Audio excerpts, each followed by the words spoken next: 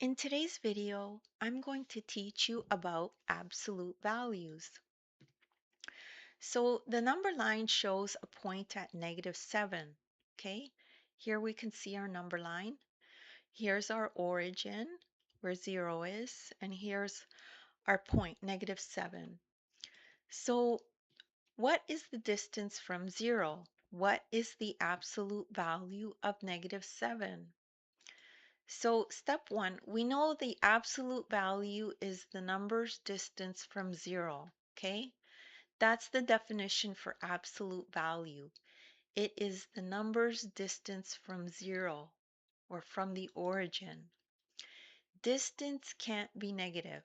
This is very important when working with absolute value and you're measuring distance, distance can't be negative, okay? So if you were walking back from -7 back to 0, you would walk 7 steps, right? From here, I want to get to here. So I'm going to walk 1, 2, 3, 4, 5, 6, 7 steps. Okay? So -7 is 7 steps away from the origin. So the absolute value is 7. And that's how you remember that.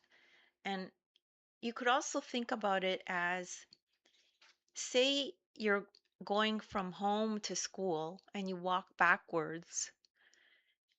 You're still walking the same distance, even though you're walking backwards. So when you're working with negative numbers, it doesn't matter that it's negative, the distance will always still be a positive number to the origin, okay? Because that's what absolute value means. It's a distance. And that's it. That's all there is to that problem. And don't worry if you don't understand that right away. You could just rewatch the video. As well, take a look at the description. There's a link there to my ebook. You could download it. In the ebook, you'll find a link to this video. You could follow along in the ebook as you watch the video. As well, in the description, I have links to other videos of mine that are similar to this. If you need extra help, you could check those out. Please make sure to like and subscribe, and thank you so much for listening.